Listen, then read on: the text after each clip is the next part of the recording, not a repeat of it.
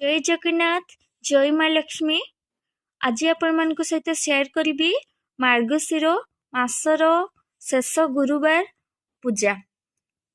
तो जो मैंने पूर्णिमा ठू स्टार्ट करते से 8 डिसेम्बर 8 पूर्णिमा दिन शेष पाड़ी थिला।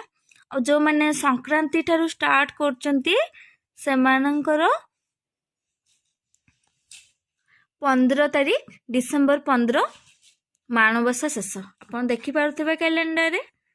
तेबे शेष पाड़ी रे केमिति कौन पूजा करिवे मु केमिति पूजा करिछि सेटा आपन सहित शेयर करुछि। तेबे चलंतु स्टार्ट करिबा। सबुथर भली एथर बुधवार दिन घर द्वार सफा करिकी जेते पिंधा वस्त्र बेडसीट परदा सब सफा करिकी दांड पाखरु घर पर्यंत एमती नाली माटी रे देई देइछि। और जेते सबू ठाकुर बासन को मध्य देखंतु आजिठू धोईकी रखीछु। और काली जेते सबू ठाकुर बासन दरकार ए सबू मो गुरुवार पूजा रे जेते सबू यूज हुए सब धोईकी रखीछु।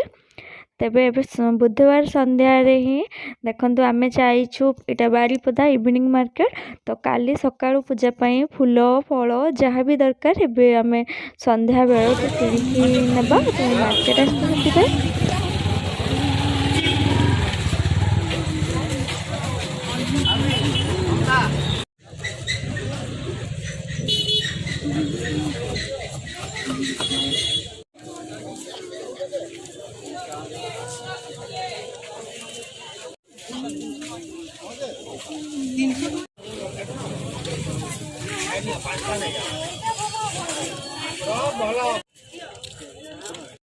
एबे देखंतु मार्केट आसिला परे जहाँ सब आनी माँ आखु मूला कदली केसर आलू जहाँ किसी भी आनी सब कदली सजेकी रखीचु। एबे देखंतु एटा दांडरू डाकिया जो थाली रे जहाँ जहाँ दरकार भी सजेकी रखीची। दीप काली जहाँ दरकार सजेकी रखीची फूल सजेकी रखीची। आउ एठी एबे देखंतु पिठाड़ू रखीची मु एबे जीवी दांड रे झुंटी पकेइबी। एबे देखंतु एटा है गुरुवार भोर 4टा बाजिबो मु 3:30 पाखापाखि उठिकी सबू काम सारिकी गाधे सारिकी एबे रेडी होइकी जाउछि। अलता सिंदूर सबू रेडी होइकी जाउछु एबे दांड को मां को। देखंतु काली राति रे जहाँ सब बुधवार राति रे झुंटी पकेइथिली आउ एबे मु किछि नुआ झुंटी पकोछि गुरुवार भोर ही। एबे देखंतु से झुंटी ऊपर प्रथमे चंदन सिंदूर लगे दउछि। को मु देवी किछि अरुआ चाउल तापरे अरुआ चाउल ऊपर मु बसैबी गोटे माण पत्र और माण पत्र बसैकी माँ को मनरे स्मरण करी माँ आसंतु बोली मु डाकिबी। और डाकिला परे मु सेठी होछि से पत्र ऊपर किछि दुब घास और किछि कुली पत्र होछि देवी। तापरे फूल चढ़ेबी परे कदली भोग चढ़ई की पानी छड़ेबी। तापरे धूप दीप सबू देई माँ को बंदे की डाकिबी।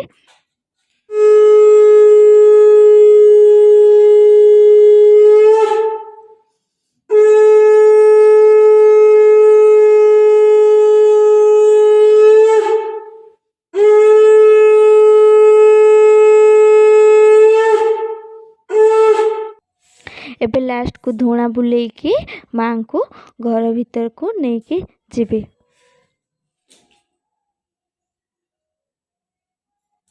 होची जेते सब झुंटी को मु देइथिली और सब झुंटी को ए पाखरु ही पूजा करी करी ने घर को जीवी।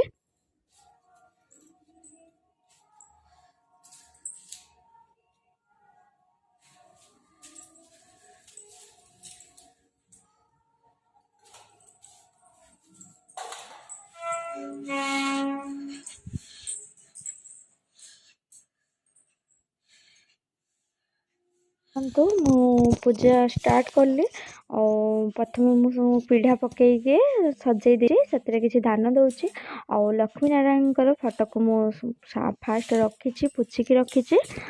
ମୁଁ ଫାଷ୍ଟ ହେଉଛି ଏମିତି ସଜେଇ ଦେବି, ତାପରେ ମାଙ୍କୁ ଗାଧେଇବି। ଏବେ ଦେଖନ୍ତୁ ମୁଁ ଫୁଲରେ ସଜେଇ ନେଇଛି। ଏବେ ମୋ ମାଙ୍କୁ ଉଠେଇକି ଆଣିବି।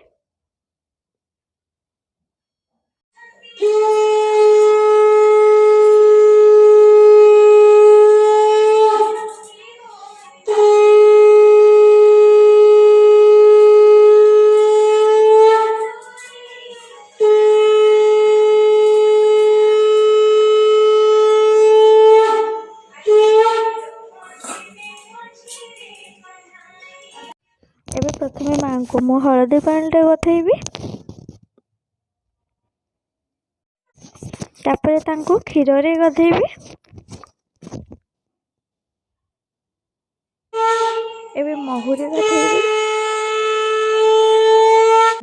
ଗାଧେଇ ସାରିଲା ପରେ ମାଙ୍କୁ ଗୋଟେ ଶୁଖିଲା କପଡ଼ାରେ ପୋଛିକି ତାଙ୍କୁ ବସ୍ତ୍ର ପିନ୍ଧେଇକି ସିନ୍ଦୁର ଚନ୍ଦନ ପିନ୍ଧେଇକି ତାଙ୍କୁ ସେଇଠି ବସେଇ ଦେଇଛି। ଏମିତି ଗୋଟେ ଅଢ଼ଣି ଦେଇ ଦେଉଛି, ନୂଆ ଅଢ଼ଣି। ଆଉ ତାପରେ କଳସୀକୁ ବସେଇକି ଆଉ ଧାନ ଦେଇକି କଳସୀକୁ ବସେଇଛି। ସେଠି ଗୁଆ ଗୋଟେ ଆଉ ହଳଦୀ ଗୋଟେ ଦେଇକି ତା ଉପରକୁ ଆମ୍ବପତ୍ର, କଦଳୀ ଆଉ ଦୁବ ଘାସ, କୋଳି ପତ୍ର ସବୁ ପ୍ରଥମେ କଳସକୁ ଚଢ଼େଇବି। ତାପରେ ସେପଟେ ମୋ ମାଙ୍କୁ ସବୁ ଫୁଲ ଆଉ ମୂଳା, ଆଖୁ, କେଶର ଆଳୁ, ଗୁଆ, କଉଡ଼ି, ହଳଦୀ, ସିନ୍ଦୁର, ଚୁଡ଼ି ଆଉ ହାତୀଙ୍କୁ ମାତ୍ର ବସ୍ତ୍ର ପିନ୍ଧେଇକି ଏମିତି ଭାବରେ ଦେଖନ୍ତୁ ସଜେଇ ନେଇଛି। ପ୍ରଥମେ କଳସଙ୍କୁ ପୂଜା କରିସାରିଲା ପରେ ଏବେ ହେଉଛି ମାଙ୍କ ପାଖରେ ଗୋଟେ ମାଣ ପତ୍ର ବସେଇକି ସିନ୍ଦୁର ଚନ୍ଦନ ଦେଇକି ପୂଜା ଦେଇ ଫୁଲ ଦେଇକି ଏମିତି ଧୂଣା ଧୂପ ବୁଲେଇକି ଘର ଠାକୁରଙ୍କୁ ମଧ୍ୟ ସିନ୍ଦୁର ଚନ୍ଦନ ପିନ୍ଧେଇକି ସବୁ ଠାକୁରଙ୍କୁ ମୁଁ ଦେଖନ୍ତୁ କେମିତି ପୂଜା କରିନେଇଛି, ଫୁଲ ଚଢ଼େଇକି। ଆଉ ମାଙ୍କ ସିଂହାସନକୁ ବି ମୁଁ ପୂଜା କରିନେଇଛି, ଯେଉଁଠି ମା ରୁହନ୍ତି ସବୁଦିନ। ଆମର ଜଗନ୍ନାଥ ସମସ୍ତଙ୍କୁ ମୁଁ ପୂଜା କରିନେଇଛି। ଏବେ ମୁଁ ଚଢ଼େଇବି ସକାଳର ଭୋଗ, ପଣା ଭୋଗ ଚଢ଼େଇବି। ଭୋଗଟି ମୁଁ ଗୁଡ଼, ଛେନା, କଦଳୀ ନେଇକି ବନେଇଛି। ପ୍ରଥମେ କଳସଙ୍କୁ ଚଢ଼େଇବି, ତାପରେ ସବୁ ଦେବଦେବତାଙ୍କୁ ଚଢ଼େଇବି, ଜଗନ୍ନାଥ ମହାପ୍ରଭୁଙ୍କୁ ଚଢ଼େଇବି। ଏପଟେ ତଳେ ସବୁ ଦେବୀ ମାତା ସବୁ ଅଛନ୍ତି, ସେମାନଙ୍କୁ ଚଢ଼େଇବି। ତାପରେ ସମସ୍ତଙ୍କୁ ଦେଇ ସାରିଲା ପରେ ମୁଁ ଏବେ ଚଢ଼େଇବି ମାଙ୍କୁ। ଆଉ ତାପରେ ହେଉଛି ଆଳତି କରିବି।